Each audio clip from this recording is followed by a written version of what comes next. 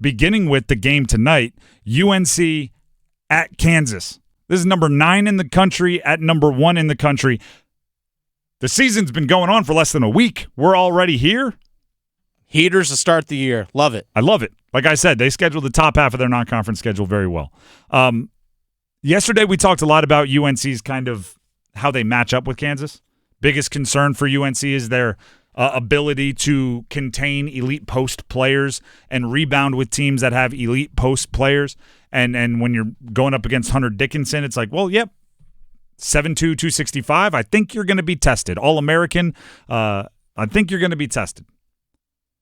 But as much as college basketball, actually basketball in general, is about schemes and matchups and coaching and game management, X's and O's, if you will, it's also Jimmy's and Joe's, right? Sometimes it's hey, we don't have a big guy, but we have Michael Jordan, right? Sometimes it's hey, our point guard isn't great, so we're just gonna have LeBron bring it up the floor. Sometimes Jimmy's and Joe's make it work.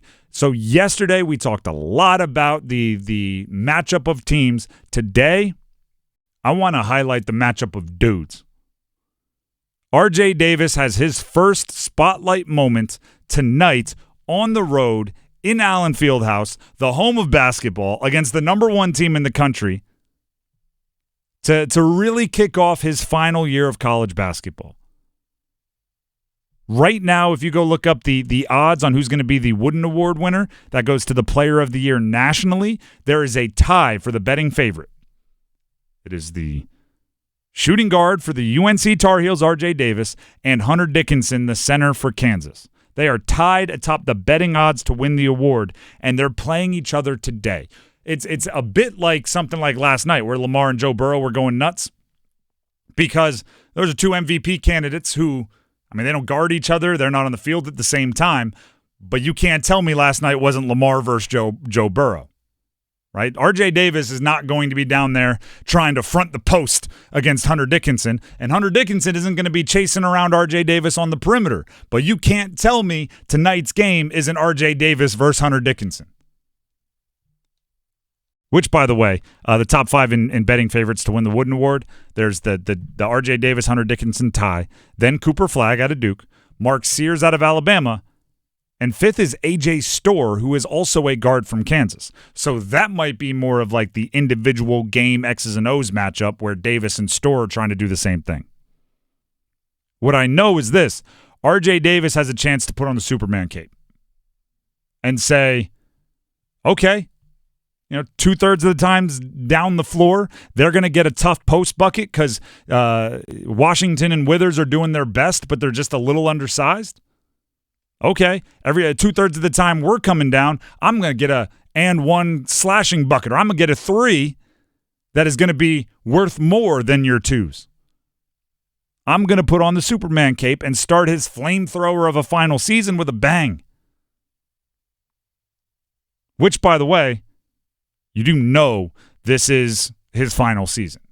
The past couple have been, I don't know if he's going to be coming back. I don't know if he's going to be coming back. This one, there is no coming back. It's like your senior year when you finish in the state tournament, going into like the first round. I don't know. This might be my last game. You win. I don't know. This might be my last game. Once you get to the championship game, you're going in with finality. This is the last possible one.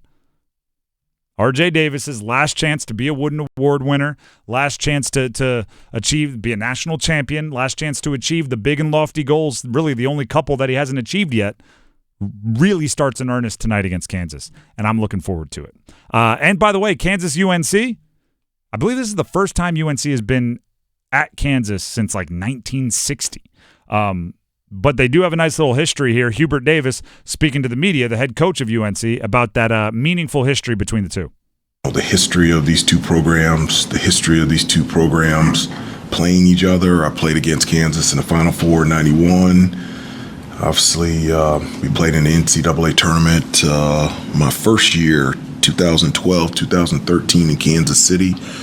Then played them in the national championship game. Coach Smith, the relationship there, and Coach Williams, the relationships there. And so it's going to be a fun atmosphere, and really privileged to be able to compete against Kansas on Friday.